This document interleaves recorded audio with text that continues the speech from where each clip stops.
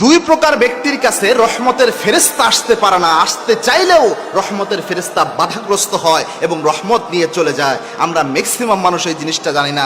দুইটা শুধু অভ্যাস, বদখাসরতের মাধ্যমে অনেক পরিবারে এখন রহমত বরকত উঠে যাচ্ছে। দেখবেন হাজার কোটি টাকা ইনকাম করে, অনেকের মনে শান্তি নেই, রহমত নাই, বরকত নাই পরিবারের ভাবে। আবার অনেকে অনেক টাকা ইনকাম করে, হাজার হাজার টাকা ইনকাম করে, মাস শেষে দেখা যায় কোনো বরকত খুঁজে পায় না, বলে যে হুজুর আমার পরিবারে কোনো বরকত পাওয়া যায় না। এর কয়েকটা কারণ রয়েছে, তার মধ্যে এই দুইটা কারণ আমার কাছে খুব গুরুত্বপূর্ণ লিখেছে। এই দুই ধরনের ব্যক্তির কাছে রহমত আসে না, বরকতও আসে না। তার মধ্যে নাম্বার ওয়ান, এক নাম্বার হচ্ছে যেই ব্যক্তি নেশাদার দ্রব্য পান করে। বিশেষ করে দেখবেন সিগারেট খায় অনেক ব্যক্তি রয়েছে, সিগারেট খোরের কাছে সচরাচর রহমতের ফেরেশতা আসতে পারে না। বলতে পারেন এটা কেমন কথা? একটা হাদিস শুধু শুনেন, আল্লাহর হাবিব সাল্লাল্লাহু আলাইহি ওয়াসাল্লাম কি কথা বলে গিয়েছেন। আল্লাহর হাবিব সাল্লাল্লাহু আলাইহি ওয়াসাল্লাম একবার সাহাবা একরামকে বললেন, ও আমার সাহাবীরা, খবরদার, তোমরা যখন পেঁয়াজ খাবা, পেঁয়াজ, কাঁচা পেঁয়াজ খাওয়া অবস্থায় মুখে যে দুর্গন্ধ হয়, এই দুর্গন্ধ নিয়ে তোমরা মসজিদে আসবা না।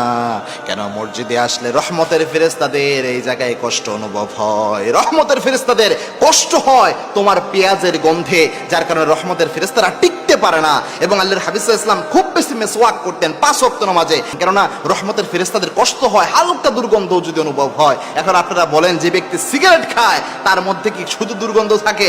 তার যে জামাটা রয়েছে ওটা ধরে যদি আপনি নাড়া দেন, দেখবেন ওই জায়গা পর্যন্ত দুর্গন্ধ হয়। তাহলে এই ব্যক্তির কাছে রহমতের ফেরেশতা আসবে কিভাবে রহমত নিয়ে? মারাত্মক। 2 নম্বর হচ্ছে সিগারেট কিন্তু হারাম একটা উপাদান। অনেকে এটাকে আগে মাকরু বলতো, জর্দাকে এবং সিগারেটকে, কিন্তু মেডিকেল সায়েন্স এখন যেহেতু এগিয়ে গিয়েছে, এখন এগুলোকে মাকরু বলার কোনো সুযোগ নাই। কেননা যেই জিনিস শরীরের মারাত্মক ক্ষতি করে, যে জিনিস বেশি খেলে শরীরের মারাত্মক ক্ষতি হয়, সেই জিনিস অল্প খাওয়াও হারাম। সুতরাং এটা অনেক দিক থেকে বর্তমান যারা আধুনিক স্কলার রয়েছে তারা প্রমাণ করেছে যে যারা সিগারেট খায়, জর্দা খায়, দুইজনই হারাম খায়, এটা কোনোভাবে মাকরু বলার সুযোগ নাই।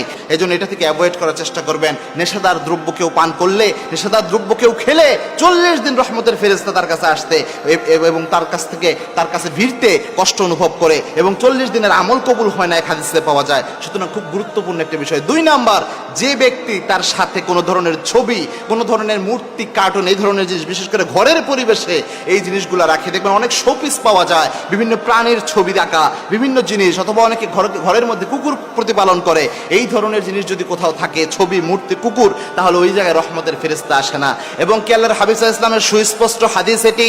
আল্লাহর হাবিব সাল্লাল্লাহু আলাইহি ওয়াসাল্লাম বলেছেন, লা ইয়াদখুলুল মালায়েকা বাইতুন কালবু মাওসুরা, যেই ঘরের মধ্যে ছবি থাকে, মূর্তি থাকে, অথবা কুকুর থাকে, ওই ঘরের মধ্যে আল্লাহ রাব্বুল আলামিনের রহমতের ফেরেশতারা প্রবেশ করতে পারে না।